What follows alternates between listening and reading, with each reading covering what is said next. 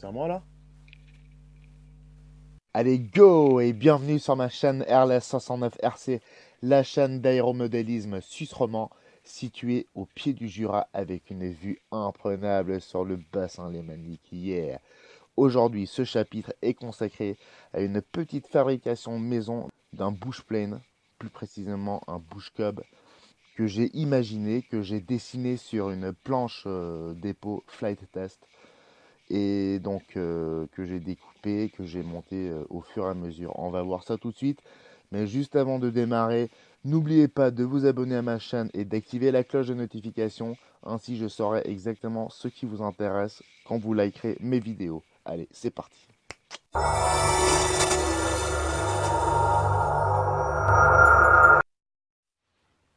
Et voici le fuselage issu de la forme que j'ai dessinée et son découpage.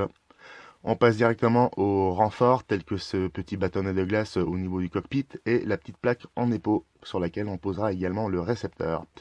Les parois ont été collées directement à même le plancher du fuselage que j'aurai dessiné et découpé au préalable. On passe à cette cavité pour la lipo assez rapidement d'ailleurs. Elle se situe dans le tiers avant de l'avion, juste derrière le train d'atterrissage. Ceci pour dès le départ s'assurer d'un bon centre de gravité.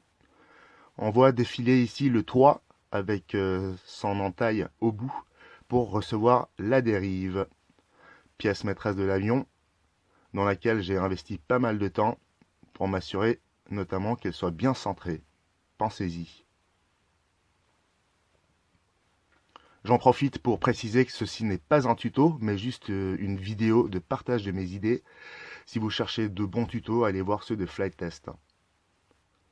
Et voici mon aile avec une légère rainure qui traverse sa longueur pour faciliter le pliage ensuite. Et là où on voit clairement qu'on part de deux plaques entières collées ensemble dans laquelle ou dans lesquelles on pourra découper notre aile en entier.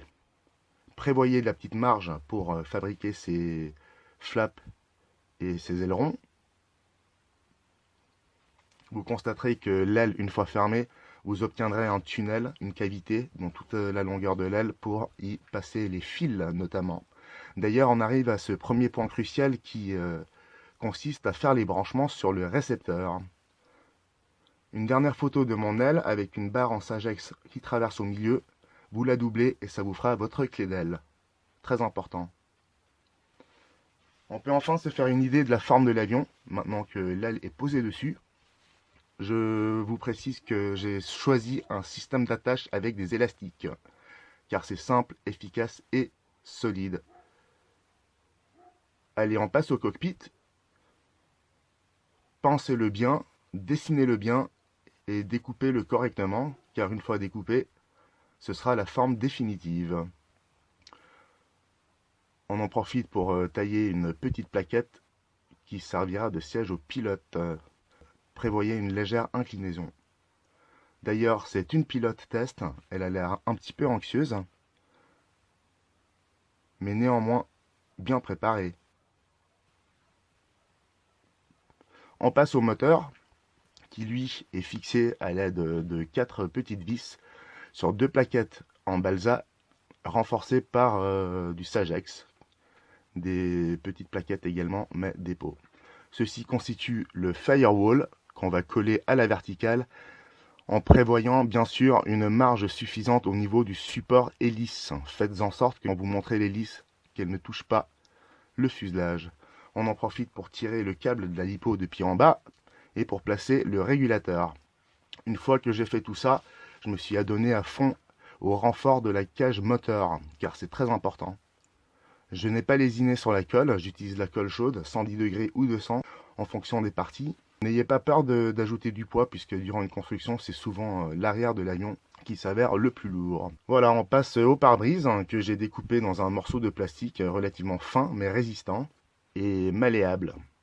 On peut très facilement lui faire épouser la forme du fuselage. Voici un renfort de 5 couches d'épaule, ou même 6, pour recevoir les vis du train d'atterrissage. Et d'ailleurs, en parlant de train d'atterrissage, voici la petite roue arrière, faite maison 100%. C'est la première fois que je fais ça, et ça a l'air plutôt solide.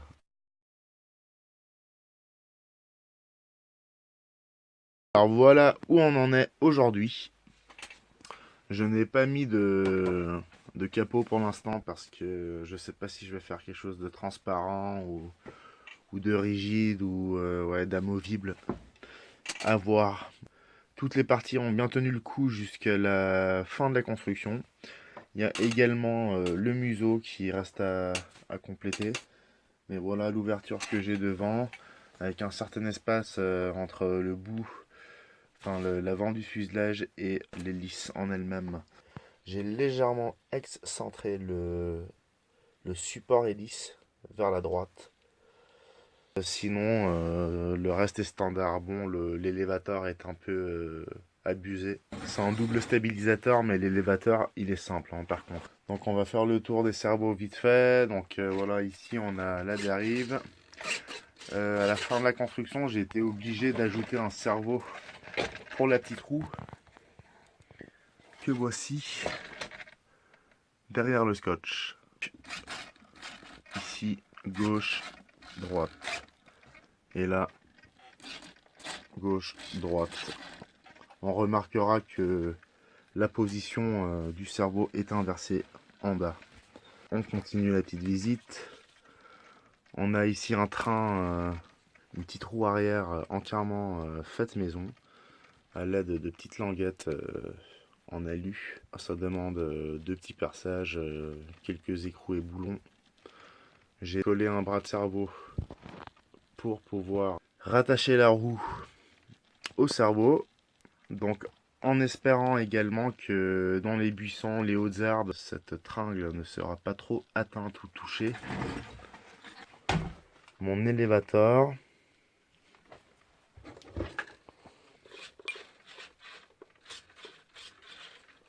Ah bah tiens, je viens de faire les réglages AS3X et parfois quand on branche le bestiau sur le logiciel, et ben les courses s'inversent. Donc là j'ai juste à faire une inversion gauche-droite et je suppose que c'est pareil pour les ailerons. Exactement, voilà. Donc pour l'instant j'ai pas mis trop de courses, on verra lors du premier vol si tout se passe bien. Un petit coup de flap, voilà. J'ai réglé vitesse 2 secondes, voilà. Voilà. Ok, allez, on passe à l'aile.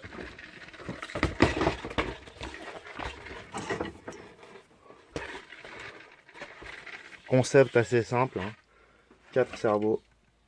Bon, tout et pour tout, il y aura quand même 6 cerveaux, hein. Chose inutile pour un avion de cette taille, sachant qu'il fait 1,02 m pour une longueur de 75 cm au niveau du fuselage. Donc 4 cerveaux standards pour aileron et flap, avec des Y, mon petit AS3X dont je viens de faire le setup. J'ai misé sur une certaine largeur de fuselage, ça fait penser un peu au Tundra, mais j'aime bien avoir la place pour travailler et surtout j'aime bien avoir la place pour mettre mes grosses mains de paysan, du style pour changer les lipos ou pour manipuler l'avion à l'intérieur. Qu'est-ce qu'on a ici? On a des petits tétons pour les élastiques et j'ai opté pour les élastiques cette fois-ci. Je m'emmerdais à faire des systèmes à vis, etc. sur des avions précédents. Mais en fin de compte, c'est ce qu'il y a de plus simple et de plus efficace. Pour un avion homemade, un avion fait maison, les élastiques suffisent largement. J'ai piqué le train d'atterrissage avant au Carbon Cub SS, donc de E-Flight, le petit rouge d'1,30 m. Entre temps, j'avais colorié les jantes en vert, mais ça peut changer. Pour terminer, bah tiens, on voit tout le système de tringlerie et de cerveau à l'arrière par-dessous. Je dois dire que je suis assez fier de ma petite roue. C'est du fait maison. C'est la première fois que je fais un truc entièrement comme ça, même si c'est pas grand chose. Mais surtout, c'est solide. Et voilà le battery bay. Alors là, j'ai fait les petits tests en 3S. C'est un moteur qui peut recevoir du 4S. En ce qui concerne l'USC, c'est un 40 ampères. Voilà, donc pas mal de place. Vous pouvez à peu près vous imaginer ce que j'ai quand on regarde cette Lipo 3S de 2400 mAh. Donc une petite lanière à la con. Et je vais vous montrer ça parce que je vous avais pas fait de petites photos de ce compartiment à Lipo lorsqu'il était terminé. Voilà, j'avais mis des petits bâtonnets de glace en travers ici pour pouvoir ensuite venir enrouler ce petit scratch autour. On va attendre que tout ça sèche définitivement. Je viens d'appliquer le dernier petit coup de colle il y a à peine une demi-heure, donc on va attendre pour faire le vol test. Et s'il s'avère concluant, on passera enfin à l'étape de la décoration. Cool! Allez, je me réjouis d'être au terrain et si vous avez kiffé, entre-temps, n'oubliez pas de vous abonner à ma chaîne Airless69RC. Activez également la cloche pour être prévenu des prochaines vidéos et expériences. Et bien sûr, s'il vous plaît, rajoutez le pouce bleu. Je vous présente ma pilote test Hildegarde. Pour terminer, je précise que je souhaiterais baptiser mon avion. Je pensais à Anyplace, car non seulement je souhaite qu'il vole, mais qu'il puisse s'envoler de n'importe où puisque c'est un bush cub. Vous-même, s'il vous plaît, ajoutez dans les commentaires vos suggestions du surnom. Je les prendrai en compte, bien entendu. J'en choisirai un, le meilleur, qui permettra à son gagnant de me suggérer la prochaine forme d'avion à construire. Cool. Merci d'avance à tous et vive le RC.